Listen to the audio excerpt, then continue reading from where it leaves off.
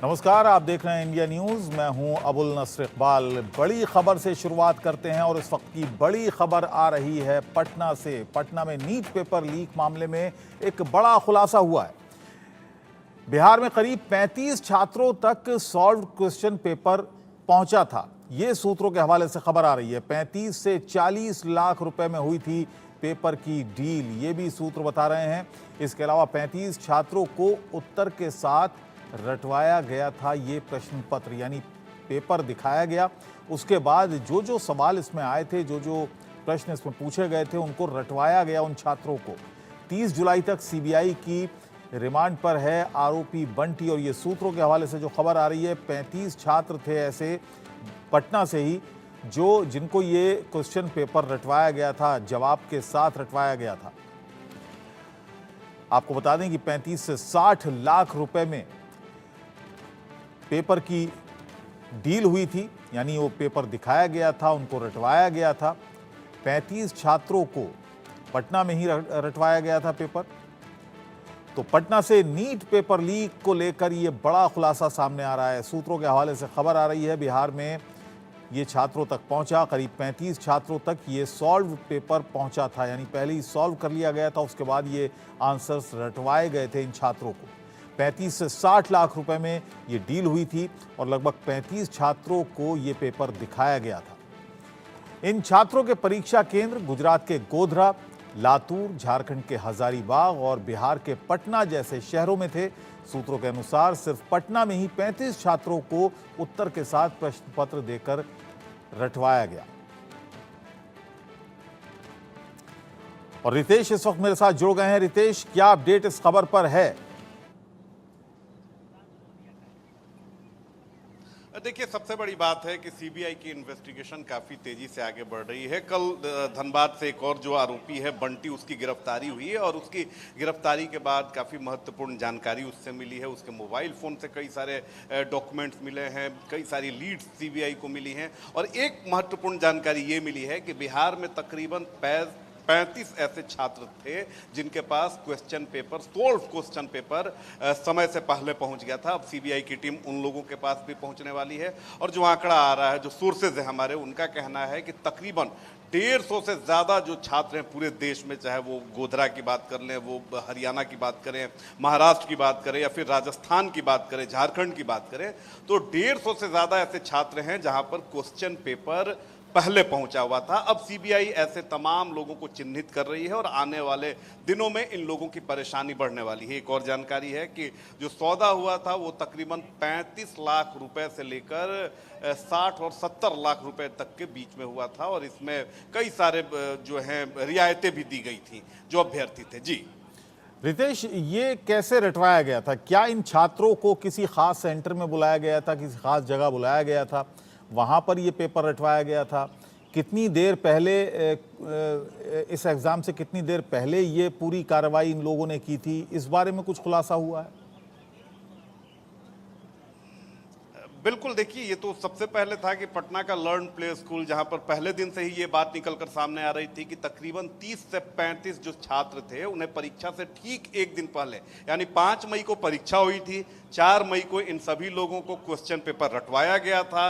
बाकायदा इसकी जिम्मेदारी अमित आनंद के ऊपर थी और उसी ने सभी बच्चों को क्वेश्चन पेपर रटवाया था। और यही चीजें जो हैं वो देश के अलग अलग सेंटर्स पर भी हुई हैं। लर्न प्ले स्कूल पहले दिन से ही सुर्खियों में रहा है, लिहाजा इसके कौन कौन से जो लोग थे उन तमाम लोगों तक सीबीआई पहुंची। अब सीबीआई की कोशिश है कि देश के जो अन्य सेंटर्स हैं, जो 35 बिहार आप हटा दें तो बाकी जो तकरीबन 115 जो छात्र हैं उन तक क्वेश्चन पेपर कैसे पहुंचा, कितने दिन पहले पहुंचा, उस क्वेश्चन पेपर को कहां रटवाया गया, किसे रटवाने की जिम्मेदारी दी गई थी। तो इन तमाम बातों को लेकर सीबीआई काफी तेजी से अपनी इन्वेस्टिगेशन को आगे बढ़ा रही है और उसी दरमियान जो इन्वेस्टिगेशन का सीक्वेंस है, रितेश, लेकिन सबसे बड़ा सवाल अभी भी बना हुआ है कि जो ठीक है, 35 छात्रों को रटवाया गया एक सेंटर पे या 150 छात्र थे, कहाँ कहाँ सेंटर्स थे, ये तो इन्वेस्टिगेशन चल रही है। लेकिन सबसे बड़ा सवाल, जो बुनियादी सवाल है, वो ये है कि आखिर इन लोगों के पास पेपर आया कहाँ से, लीक कहाँ से हुआ, इस पर जो जांच चल रही है वो कहाँ तक पहुंची? बिल्कुल, देखिए, बिल्कुल, सीबीआई काफ़ी तेज़ी से जांच कर रही है और सीबीआई इन्वेस्टिगेशन जो भी करती है वो पब्लिक डोमेन में या मीडिया में उसकी बातें सामने निकल कर नहीं आ पाती है। जो सोर्सेज होते हैं उन्हीं के हवाले से खबर निकल कर सामने आती है और ये जो सोर्सेज होते हैं वो काफ़ी पुष्ट और पुख्ता होते हैं।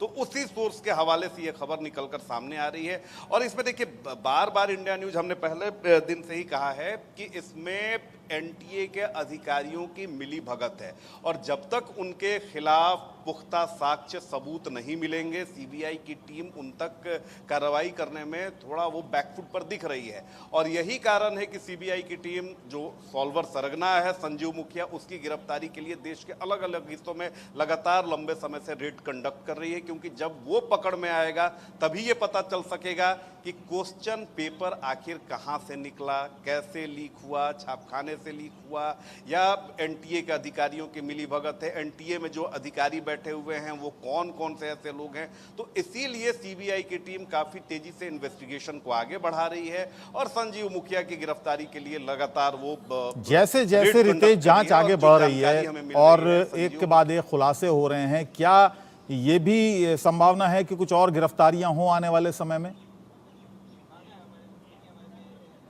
अब बिल्कुल देखिए गिरफ्तारी लगातार हो रही है और अब जो गिरफ्तारियों का जो सीक्वेंस है, पहले जो गिरफ्तारी होती थी एक होती थी, दो होती थी या कभी तीन या कभी चार हो गई, लेकिन अब जो सीक्वेंस है गिरफ्तारी का अब उसकी फ्रीक्वेंसी बढ़ने वाली है। यानी गिरफ्तारियों की जो तादाद है वो पहले की तुलना में ज्यादा होगी क्योंकि देखिए अब पूरे देश की नजर है कि भाई आखिर ये इतना बड़ा लूपहोल कैसे हुआ, नीट में कैसे पेपर लीक हो गया। तो जब तक ये गिरफ्तारियां नहीं बढ़ेंगी, जब तक इन्वेस्टिगेशन तेजी से आगे नहीं बढ़ेगी, तब तक दूध का दूध और पानी का पानी होना काफी मुश्किल है और यही कारण है कि आने वाले दिनों में अब जो गिरफ्तारी की जो फ्रीक्वेंसी है वो काफी तेज होने वाली है। बिहार झारखंड में कितने सेंटर्स थे जो रडार पर थे और वहां से कितनी कितनी गिरफ्तारियां अब तक हो चुकी हैं, किन किन लोगों से पूछताछ इस मामले में हो चुकी है रितेश?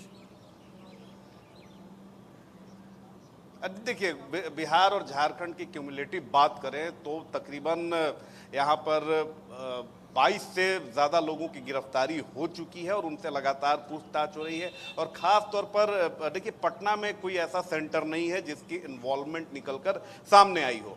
लेकिन अगर झारखंड की बात करें तो झारखंड में धनबाद का जो ओएसिस स्कूल है उसके बारे में सारे लोगों को पता है। इसके अलावा सीबीआई की टीम जो है वो लगातार ये भी जानकारी देने में लगी हुई है कि अन्य कौन कौन से सेंटर्स हैं जिनकी इन्वॉल्वमेंट इसमें रही है, लेकिन ऐसा कुछ निकलकर सामने नहीं आ रहा है। लेकिन सीबीआई की जांच की दिशा में ये सारी चीजें भी जो हैं वो शामिल है। लेकिन ये महत्वपूर्ण है कि जो 35 छात्रों का जिनका जिक्र हो रहा है अब उनका क्या होगा? जितने भी छात्र इसमें इन्वॉल्व पाए जाएंगे जाहिर है उनकी भी जांच होगी, उनको भी जाहिर सी बात है उनके बारे में भी फैसला लिया जाएगा कि उनको क्या डिस्क्वालीफाई किया जाएगा या कैसे उनके साथ बिहेव किया जाएगा कानून के मुताबिक। ये भी एक बड़ा सवाल बना हुआ है। जितने छात्रों को इसमें इन्वॉल्व थे या 35 से 60 लाख रुपए दिए जाने की बात आ रही है, वो पैसा किसने मुहैया कराया, कहाँ से वो पैसा आया, वो एक दूसरी कड़ी है उसकी। बिल्कुल देखिए सीबीआई की सिर्फ एक टीम नहीं है, बहुत सारी टीम्स हैं जो अलग अलग दिशा में जांच की गति को आगे बढ़ा रही हैं। तो कुछ टीम जो है वो सॉल्वर सरगना के पीछे लगी हुई है, कुछ टीम जो है वो मास्टरमाइंड के पीछे लगी हुई है, कुछ टीम छात्रों के पीछे है, कुछ जो डॉक्टर्स हैं जो इसमें इन्वॉल्व रहे हैं। तो तमाम जो टीम्स हैं अलग अलग जांच को कर रही हैं, अलग अलग वो अपनी कार्रवाई भी कर रही हैं, लेकिन इन सारे के सीक्वेंस को जोड़ा जा रहा है। और इसमें जितने भी ये जो 35 छात्रों की बात निकलकर सामने आई है, आने वाले दिनों में सभी पर दबिश बढ़ने वाली है, इन पर कड़ी कानूनी कार्रवाई होने जा रही है और भले ही ये क्वालिफाई कर लें लेकिन बाद में इन्हें डिस्क्वालीफाई भी कर दिया जाएगा, ना सिर्फ इस एग्जाम से बल्कि आने वाले जो भी एग्जाम से उसमें अब